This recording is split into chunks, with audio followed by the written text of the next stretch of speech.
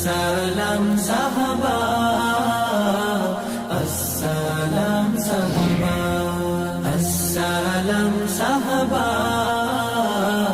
আসসালাম সাহাবা। আসসালামু আলাইকুম ওয়া রাহমাতুল্লাহ।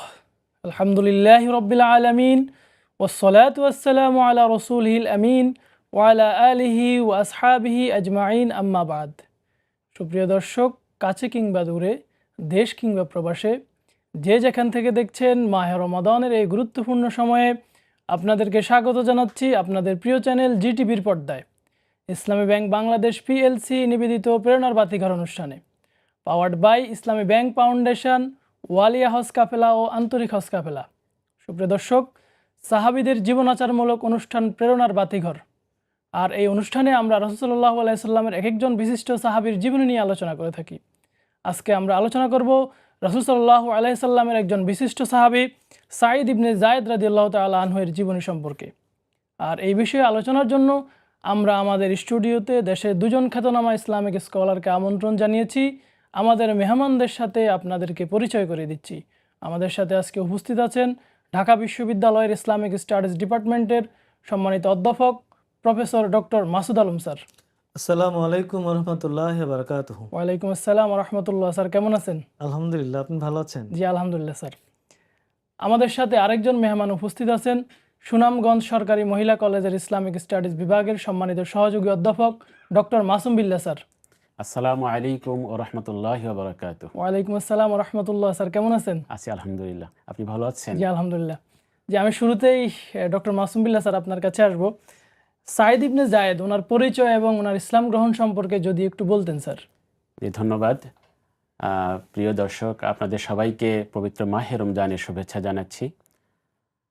আলহামদুলিল্লাহ ওয়াসসালাতু ওয়াসসালামু আলা রাসূলিল্লাহ ওয়া আলা আলিহি ওয়া সাহবিহি ওয়া মান ওয়ালা। সাঈদ ইবনে যায়েদ রাদিয়াল্লাহু তাআলা আনহু, তিনি আল্লাহ রাসূল সাল্লাল্লাহু আলাইহি ওয়াসাল্লামের একজন খুবই জলিল কদর সাহাবা ছিলেন এবং আশারায়ে মুবাশশারার একজন সদস্য ছিলেন। যেই 10 জন সাহাবাকে আল্লাহ রাসূল সাল্লাল্লাহু আলাইহি ওয়াসাল্লাম জান্নাতি হিসাবে ঘোষণা দিয়েছিলেন, তার মধ্যে একজন হচ্ছেন হযরত সাঈদ ইবনে যায়েদ রাদিয়াল্লাহু তাআলা আনহু। তিনি মক্কার কুরাইশ বংশের মানুষ ছিলেন এবং ওনার যে ঊর্ধ্বতন বংশধারা কাব ইবনে লুই পর্যন্ত গিয়ে আল্লাহ রাসূল সাল্লাল্লাহু আলাইহি ওয়াসাল্লামের বংশধারার সঙ্গে গিয়ে মিলিত হয়েছে। অর্থাৎ তিনি আল্লাহ রাসূল সাল্লাল্লাহু আলাইহি ওয়াসাল্লামের বংশধারারই একজন মানুষ ছিলেন। তো ওনার বাবার সম্পর্কে কিছু বলতে হয়। তো ওনার বাবা যে যায়েদ ইবনে আমর, উনি অত্যন্ত ভালো মানুষ ছিলেন ওনার বাবা, এবং সত্য ধর্মকে খোঁজার জন্য উনি অনেক চেষ্টা করেছেন, অনেক কষ্ট করেছেন। মক্কায় যে কয়েকজন মানুষ দ্বীনে হানিফার উপরে প্রতিষ্ঠিত ছিলেন, সত্যনিষ্ঠ ইব্রাহিম আলাইহিস সালামের ধর্মের উপরে প্রতিষ্ঠিত ছিলেন, তার মধ্যে অন্যতম হচ্ছে যায়েদ ইবনে আমর, হযরত সাঈদ ইবনে যায়েদ রাদিয়াল্লাহু আনহুর পিতা। তো উনি সত্য ধর্মের উপরে প্রতিষ্ঠিত থাকার চেষ্টা করেছিলেন এবং উনি এতটা ভালো মানুষ ছিলেন যে যখন মক্কার কাফেররা তারা মূর্তি পূজার জন্য তাদের পশুগুলোকে নিয়ে যেত, মূর্তির সামনে পশুগুলোকে জবাই করত, বিভিন্ন রকম পূজা করত, উনি মনে খুব কষ্ট পেতেন। একবার ওনার বাবা কাবা ঘরের পাশে হেলান দিয়ে বলছেন, আল্লাহ, এরা আপনারই খায়, আপনারই জমিনে বিচরণ করে, অথচ এরা আপনাকে বাদ দিয়ে এই মূর্তিগুলোকে পূজা করছে, এই মূর্তিগুলোর সামনে কিভাবে পশুগুলোকে জবাই করছে। আল্লাহ পাক, এই দ্বীন হানিফ ইব্রাহিম আলাইহিস সালামের ধর্মের উপর কেউ কি আর বেঁচে থাকলো না? উনি খুব মনে আফসোস করলেন। এরপর উনি একবার মক্কার যে বিশিষ্ট কিছু মানুষ যারা সত্যকে ধর্মকে যারা অনুসন্ধান করে, তিনি তাদের কাছে গেলেন, তাদের বাড়িতে গেলেন।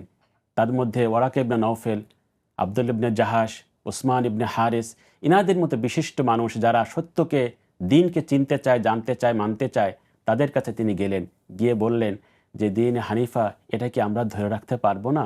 চলো আমরা এই দ্বীন হানিফা ইব্রাহিম আলাইহিস সালামের ধর্মকে আমরা পুনরুজ্জীবিত করার চেষ্টা করি।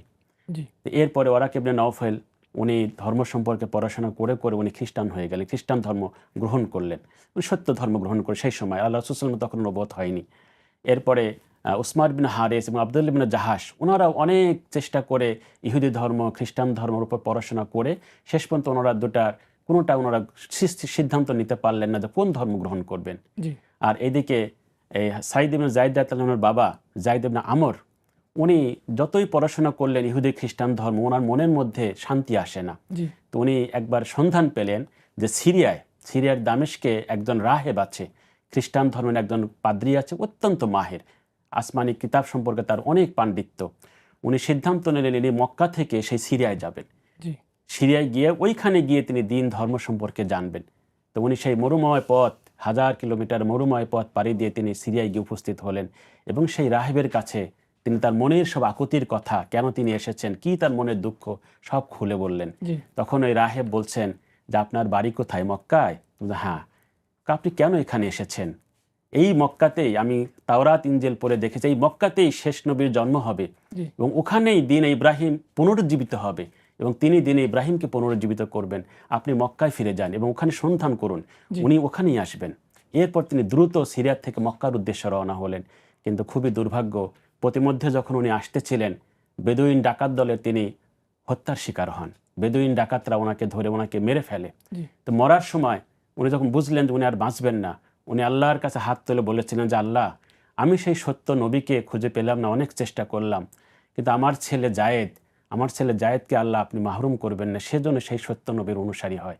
এই দোয়া করতে করতে উনি মরে গেলেন। তো বাবার সেই দোয়া আল্লাহ পাক কবুল করেছিলেন। হযরত সাঈদ ইবনে যায়েদ রাদিয়াল্লাহু আনহু, বাবার এই দোয়া, তিনি অত্যন্ত অল্প বয়সেই তিনি আল্লাহ রাসূল সাল্লাল্লাহু আলাইহি সাল্লামকে চিনতে পারেন। আল্লাহ রাসূল সাল্লাম যখন মক্কায় দিনের দাওয়াত দিচ্ছিলেন, একদম প্রথম দিকেই যে কয়জন সাহাবা ইসলাম কবুল করেছিলেন তার মধ্যে সাঈদ ইবনে যায়েদ রাদিয়াল্লাহু আনহু অন্যতম। জি স্যার, আপনাকে অসংখ্য ধন্যবাদ অত্যন্ত সুন্দরভাবে আমাদের সামনে তুলে ধরার জন্য। আমরা আবার আপনার কাছে আসব। আমরা প্রফেসর ডক্টর মাসুদ আলম স্যারের কাছে আসব। স্যার বলছিলেন সাঈদ ইবনে যায়েদের ইসলাম গ্রহণ সম্পর্কে। তো স্যার, ওনার এই ইসলামের যে খেদমত, এই সম্পর্কে যদি একটু স্যার আপনি বলতেন। জি, আপনাকে ধন্যবাদ। আলহামদুলিল্লাহ রাব্বিল আলামিন ওয়াসসালাতু ওয়াসসালামু আলা সাইয়্যিদিল মুরসালিন ওয়া আলা আলিহি ওয়া সাহবিহি আজমাইন। সাঈদ ইবনে যায়েদ রাদিয়াল্লাহু তাআলা আনহু খুবই স্বনামধন্য একজন সাহাবী। আমরা ইতিমধ্যেই জানলাম যে ওনার বাবা মৃত্যুর আগে তার জন্য দোয়া করে গিয়েছিলেন যে আল্লাহ, আমি সেই সৌভাগ্য অর্জন করতে পারলাম না, রাসূলুল্লাহর সঙ্গে সাক্ষাৎ করতে পারলাম না, আমার ছেলেকে তুমি এই সুযোগ দিও। আল্লাহ তাআলা তার বাবার দোয়া কবুল করেছেন এবং খুব ছোট বয়সেই সাঈদ ইবনে যায়েদ রাদিয়াল্লাহু তাআলা আনহু ইসলাম গ্রহণ করেন। তো ইসলাম গ্রহণ করার পর থেকেই তিনি ইসলামের প্রচার প্রসারে নানাভাবে তিনি অবদান রাখা শুরু করেন এবং রাসূলুল্লাহ সাল্লাল্লাহু আলাইহি সাল্লাম তাকে সিরিয়ায় পাঠিয়েছিলেন। আমরা জানি যে রাসূলুল্লাহ সাল্লাল্লাহু আলাইহি সাল্লাম সাহাবায়ে কেরামকে দ্বীন প্রচারের জন্য বিভিন্ন এলাকায় পাঠিয়েছেন। তো এই সাঈদ ইবনে যায়েদ রাদিয়াল্লাহু তাআলা আনহুকে তিনি সিরিয়ায় পাঠিয়েছিলেন এবং সিরিয়ায় পাঠানোর কারণে সাঈদ ইবনে যায়েদ রাদিয়াল্লাহু তাআলা আনহু কিন্তু বদর যুদ্ধে অংশগ্রহণ করতে পারেন নাই। তিনি রাষ্ট্রীয় দায়িত্ব অর্থাৎ দ্বীন প্রচারের কাজেই সেখানে ছিলেন। এরপরে তিনি দামেস্কে দ্বীন প্রচার করেন এবং দামেস্কের আশপাশের বিভিন্ন এলাকায় তিনি দ্বীন প্রচার করেন এবং রাসূলুল্লাহ সাল্লাল্লাহু আলাইহি ওয়াসাল্লামের একজন দায়ী হিসেবে তিনি এত বিচক্ষণতার সাথে, এত কৃতিত্বের সাথে তিনি দ্বীনের দাওয়াত চারদিকে ছড়িয়ে দেন এবং তরুণ বয়সে, ইয়ং বয়সে এই দাওয়াতগুলো মানুষের কাছে খুবই অ্যাট্রাকটিভ ছিল এবং জনসাধারণ সেই দাওয়াতগুলোকে খুবই প্রাণ ভরে গ্রহণ করেন। তো এইভাবে আমরা দেখি যে সাঈদ ইবনে যায়েদ রাদিয়াল্লাহু তাআলা আনহু তিনি ইসলাম কবুল করার পরে আর ঘরে বসে থাকেননি। এমনকি তিনি জিহাদের ময়দান থেকেও যখন তিনি ফ্রি হয়েছেন, তিনি আর চুপ করে বসে থাকেন নাই। তিনি দ্বীনের দাওয়াতি কাজে তিনি লেগে গিয়েছেন। তো এইভাবে দ্বীন প্রচারণায় তার অবদান এটি খুবই অবিস্মরণীয় এবং খুবই অতুলনীয়। আমরা ডক্টর মাসুম বিল্লাহ স্যারের কাছে আসব। ওনার জীবনে কিছু বিশেষ ঘটনা রয়েছে সাঈদ ইবনে যায়েদ রাদিয়াল্লাহু তাআলা আনহুর, যদি একটু বলতেন স্যার। হ্যাঁ, ওনার জীবনীতে অনেক ঘটনা আছে, তার মধ্যে আমি দু একটি উল্লেখ করি। প্রথম যে ঘটনাটি বলতে হয়, হযরত উমর রাদিয়াল্লাহু আনহুর ইসলাম গ্রহণ। এই উমর রাদিয়াল্লাহু আনহু ইসলামের দ্বিতীয় খলিফা উমর রাদিয়াল্লাহু আনহু ইসলাম গ্রহণ করেছিলেন। এই ঘটনার সঙ্গে সাঈদ ইবনে যায়েদ রাদিয়াল্লাহু আনহুর নাম চিরস্মরণীয় হয়ে আছে। আপনারা জানেন যে উমর রাদিয়াল্লাহু আনহু মক্কায় অত্যন্ত প্রভাবশালী একজন নেতা ছিলেন, খুব বলিষ্ঠ শক্তিশালী মানুষ ছিলেন। তো উমর রাদিয়াল্লাহু আনহু তখন ইসলাম গ্রহণ করেননি। তিনি যখন জানলেন যে তার বোন এবং তার বোনের স্বামী সাঈদ ইবনে যায়েদ রাদিয়াল্লাহু আনহু তো উমর রাদিয়াল্লাহু আনহুর বোনের জামাই ছিলেন, বোনের স্বামী ছিলেন। তো উমর রাদিয়াল্লাহু আনহু যখন শুনলেন যে তার বোন এবং তার ভগ্নিপতি ইসলাম কবুল করেছে, উমর রাদিয়াল্লাহু আনহু যাচ্ছেন আল্লাহ রাসূল সাল্লাল্লাহু আলাইহি সাল্লামকে হত্যা করার উদ্দেশ্যে রাঙা তলোয়ার, উন্মুক্ত তলোয়ার নিয়ে। একজন প্রতিমধ্যে বলেছিল যে আপনি মুহাম্মদ সাল্লাল্লাহু আলাইহি সাল্লামকে হত্যা করতে যাচ্ছেন, আগে নিজের ঘর সামলান, আপনার বোন এবং বোনের স্বামী তো ইসলাম কবুল করেছে। এই শুনে ওমর রাদিয়াল্লাহু আনহু চলে গেলেন বোনের বাড়িতে, এবং বোনের বাড়িতে গিয়ে তিনি দেখেন যে বোন এবং তার স্বামী কোরআন তেলাওয়াত করছে। তারপরে ঘটনা আপনারা জানেন যে তিনি ওমর রাদিয়াল্লাহু আনহু তার বোনকে মারপিট করলেন, তার ভগ্নিপতিকে মারপিট করলেন। কিন্তু বোন বলল যে ভাই, তুমি যেরকম খাত্তাবের ছেলে, আমি কিন্তু খাত্তাবেরই মেয়ে, তুমি যতই আমাকে মারো আর যাই কিছু করো, আমি মরে গেলেও আমি সত্য ধর্ম আমি ছাড়বো না। তুমি আমাকে যা ইচ্ছা করতে পারো, আমি সত্য ধর্ম ছাড়বো না। তখন ওমর রাদিয়াল্লাহু আনহু মনের ভিতর ধাক্কা খেলেন যে এমন কি জিনিস যে আমার বোন মরে যাবে তাও এটা ছাড়বে না, কি আছে এর ভিতরে। তারপর উনি তো আগ্রহ করলেন, এরপর সূরা তহা পড়ে শোনানো হলো, কোরআন তেলাওয়াত হচ্ছে, ওমর রাদিয়াল্লাহু আনহুর ইমানের জন্য হৃদয় প্রস্তুত হচ্ছে। তারপরে তো আপনারা জানেন যে ওমর রাদিয়াল্লাহু আনহু বললেন যে আমাকে রাসূলের কাছে নিয়ে যাও, আমি কোরআন, আমি ইসলাম কবুল করব। এই ঘটনার সঙ্গে সাঈদ ইবনে যায়েদ রাদিয়াল্লাহু আনহুর নাম চিরস্মরণীয় হয়ে রয়েছে। এটা একটি ঘটনা। দ্বিতীয় ঘটনা দেখি সাঈদ ইবনে যায়েদ রাদিয়াল্লাহু আনহুর জীবনের শেষ দিকের একটি ঘটনা, যেটা ইতিহাসে খুব সুন্দর করে লেখা হয়েছে। উমাইয়া যুগ, তখন উমাইয়া যুগ, সাঈদ ইবনে যায়েদ রাদিয়াল্লাহু আনহু বৃদ্ধ হয়ে গিয়েছেন। এই সময় মদিনার এক মহিলা, নাম হচ্ছে আরওয়া, এই মহিলাটি বিভিন্ন জায়গায় প্রচার করে বেড়াতো যে সাঈদ ইবনে যায়েদ উনি এত বড় আল্লাহ রসুলের সাহাবা, অথচ উনি আমার এক খণ্ড জমি দখল করে নিয়েছেন, দখল করে নিয়ে উনি নিজের জমির সাথে মিশাই নিয়েছেন। এই কথা, এই অপপ্রচার ওই মহিলা করে বেড়াতেন। তখন যখন হযরত সাঈদ ইবনে যায়েদ রাদিয়াল্লাহু আনহুর কাছে এই ঘটনাটি আসে, উনি মনে খুব কষ্ট পান এবং বলেন যে আমি আল্লাহ রসুলের একজন সাহাবা, আশারে মুবাশশারের একজন, আমি এই কাজ কেন করতে যাব। তো ঘটনা গড়াতে গড়াতে সারা দিকে চারিদিকে এই দুর্নাম বদনাম ওই মহিলা ছড়ায় ফেলে। তো এই ঘটনা যেতে যেতে মদিনার যিনি গভর্নর ছিলেন, মদিনার গভর্নরের কাছে মারওয়ান ইবনুল হাকাম, এই ওনার কাছে ঘটনা গিয়েছে। তো উনি একদল লোক পাঠালেন এটা অনুসন্ধান করার জন্য, এবং সেই প্রতিনিধি দল এসে সাঈদ ইবনে যায়েদ রাদিয়াল্লাহু আনহু এই বিষয়ে জিরা করছেন। তো উনি মনে খুব কষ্ট পেলেন যে আমি আশারে মুবাশশারা সাহাবার, আমাকে এই জবাবদিহিতা করতে হচ্ছে।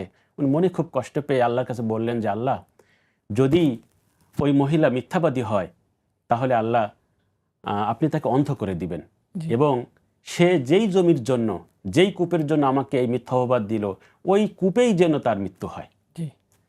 তো এই ঘটনা যাচ্ছে যাচ্ছে, দিন যাচ্ছে, এক সময় ওই উপত্যকায় খুব বন্যা হয়। বন্যা হওয়ার পরে বন্যার পানি যখন সরে গেল, তখন সঠিক যে সীমানা এটা প্রকাশিত হয়ে পড়ল।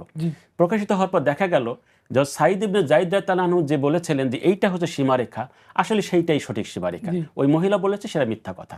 তখন মানুষজন সবার মধ্যে এই ভুল যে ধারণা ছিল সেটা দূর হয়ে গেল, এবং ওই মহিলা কিছুদিন পর অন্ধ হয়ে গেল। অন্ধ হওয়ার পরে ওই মহিলা নানান জায়গায় ঘুরতো অন্ধ অবস্থায়। একদিন দেখা গেল ঠিক ওই কূপের মধ্যেই সে পড়ে সে কূপের মধ্যে মারা গিয়েছে।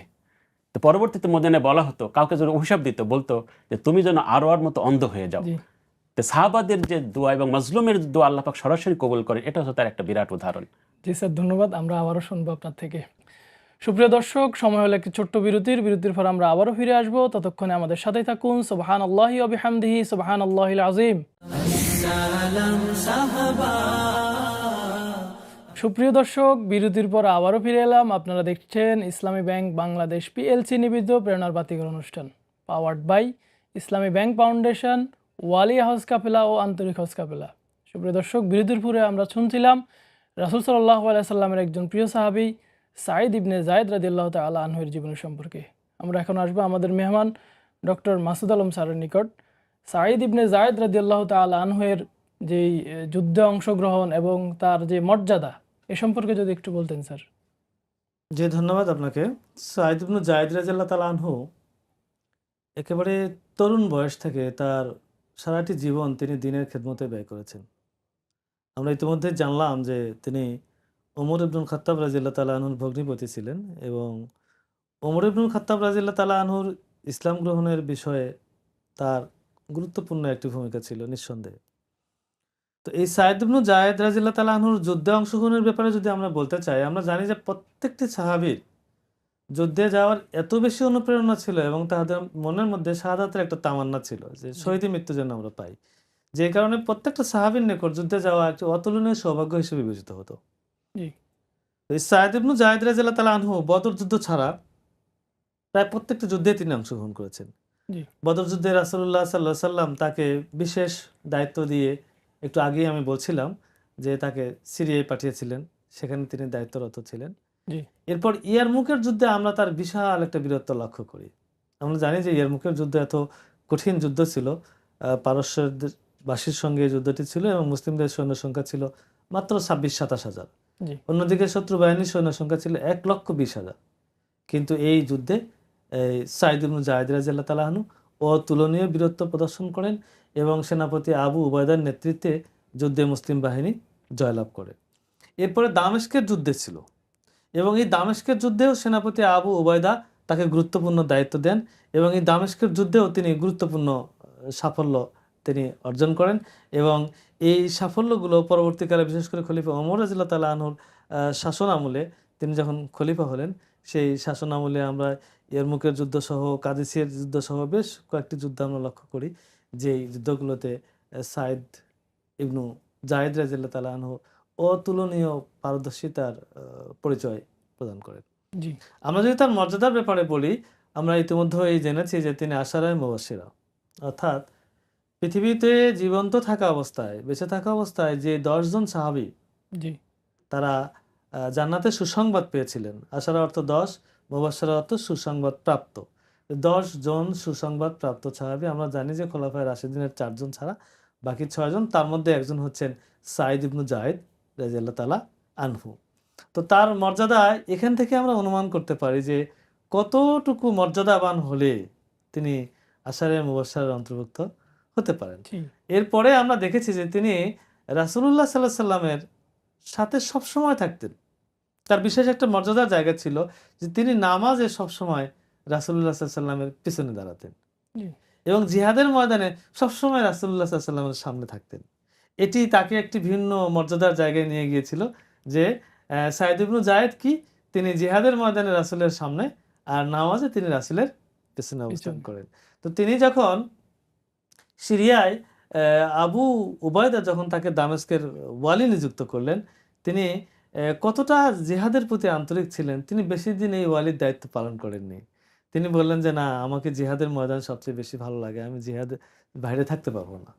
তো এইভাবে তিনি কিছুদিন দায়িত্ব পালন করার পর পুনরায় ফিরে আসলেন এবং ইসলামী রাষ্ট্রের যখনই কোথাও কোনো জিহাদ হয়েছে তিনি সেই জিহাদে অংশগ্রহণ করেছেন এবং জিহাদে অংশগ্রহণ করার কারণে তিনি একটি ভিন্ন মাত্রার মর্যাদা সাহাবায়ে কেরামের মধ্যে অর্জন করেছেন। তো এইভাবে আমরা দেখি যে সাঈদ ইবনু যায়েদ রাদিয়াল্লাহু তাআলা আনহু তার পিতার দোয়ার বরকতে তিনি একেবারে ছোট অবস্থা থেকেই তিনি ইসলাম গ্রহণ করেন এবং তিনি রাসূলুল্লাহ সাল্লাল্লাহু আলাইহি ওয়াসাল্লামের সান্নিধ্য লাভ করেন এবং তিনি আবু বকর রাদিয়াল্লাহু তাআলা আনহু, ওমর রাদিয়াল্লাহু তাআলা আনহুর খিলাফতকালেও তিনি জিহাদ সহ বিভিন্ন রাষ্ট্রীয় গুরুত্বপূর্ণ দায়িত্ব পালন করে তিনি বিশেষ জি। মর্যাদার অধিকারী হন।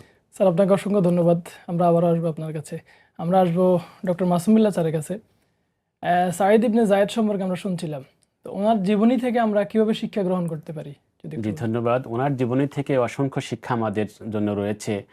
প্রথমে যদি বলি যে ওনার বাবার থেকে শুরু করতে চাই, যে বাবা ভালো হলে সন্তান ভালো হয়, বাবা যদি দোয়া করেন তাহলে সন্তান সেই দোয়ার ফসল পান। তো ওনার বাবা জাহিলিয়া যুগে দিনে হানাফির উপর প্রতিষ্ঠিত, দিনে হানিফার প্রতিষ্ঠিত ছিলেন, দিন ইব্রাহিমের অনুসন্ধান করেছেন। আর ওনার বাবার আরেকটা বিষয় আমি উল্লেখ করতে চাই, যে আপনারা জানেন যে জাহিলিয়ার যুগে কন্যা সন্তানকে জীবন্ত প্রথিত করা হতো। জি এই জঘন্য কাজ ছিল। তো ওনার বাবা যখন শুনতেন যে অমুক জায়গায় কন্যা সন্তান জন্ম নিয়েছে, তাকে মেরে ফেলার প্রস্তুতি চলছে, তিনি সেখানে ছুটে যেতেন। জি গিয়ে সেই কন্যা সন্তানের বাবা তাদের অভিভাবককে তিনি বুঝিয়ে সুঝিয়ে রাজি করিয়ে সেই মেয়েটাকে নিজের অধীনে নিয়ে আসতেন, নিজের তত্ত্বাবধানে নিয়ে আসতেন। বলতেন যে মেয়েটাকে মেরেন না, মেরে ফেলার দরকার নেই, আমি নিয়ে যাচ্ছি, আমি একে প্রতিপালন করব। বড় হওয়ার পর যদি আপনারা চান আমার থেকে নিয়ে আসবেন, জি আর যদি মনে করেন যে না আপনারা নেবেন না, তাহলে আমি এই সন্তান, এই মেয়ের সন্তান আমি বিবাহ দেব, আমি প্রতিপালন করব, আপনাদের কিছু করতে হবে না, আপনারা এই মেয়েটাকে আমার কাছে দিয়ে দেন। এইভাবে তিনি কন্যা সন্তানদেরকে আরবে বিভিন্ন জায়গা থেকে সংগ্রহ করে লালন পালন করতেন। দেখুন কত ভালো একটা দিক। দ্বিতীয় হচ্ছে যে ওনার জিহাদের ব্যাপারে যে কথাটা আমরা একটু আগে শুনছিলাম, যে উনি সিরিয়ার দামেস্কের ওয়ালি গভর্নর, উনি তখন আবু উবাইদাকে চিঠি লিখেছিলেন যে আমাকে আপনারা ওয়ালির দায়িত্ব দিয়ে এখানে বসিয়ে রেখেছেন, আর আপনারা আল্লাহর রাস্তায় আল জিহাদ ফি সাবিলিল্লাহর যে অসম্ভব সোয়াব, পাহাড় সম সোয়াব আপনারা কামাই করছেন, আমি তো এতে ঠকে যাচ্ছি। ঠকে যাচ্ছি, আমি ওয়ালির দায়িত্ব পালন করতে চাই না, আমি আপনাদের সাথে জিহাদের ময়দানে থেকে জিহাদের অসম্ভব সোয়াব আমি অর্জন করতে চাই। আল্লাহ রসুল জিহাদের যে মর্যাদা বলেছেন এর সমতুল্য কোনো সোয়াব পৃথিবীতে আর নাই।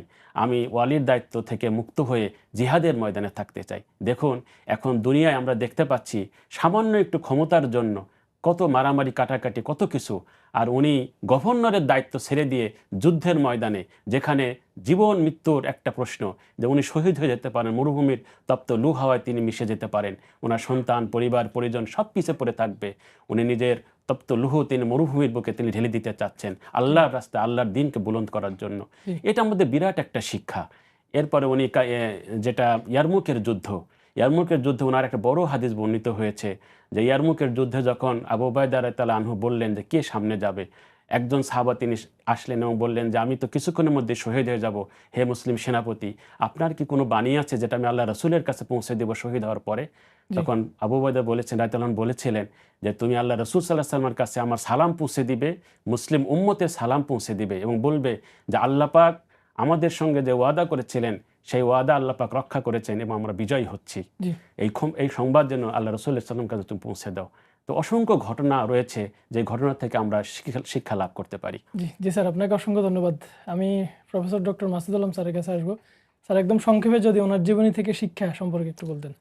জি ধন্যবাদ। আমরা ইতিমধ্যে জানলাম যে সাইদ ইবনে যায়েদ রাদিয়াল্লাহু তাআলা আনহুর বাবার যে দোয়া, তো এটা আমরা ইংরেজিতেও একটা কথা আছে, লাইক ফাদার লাইক সন।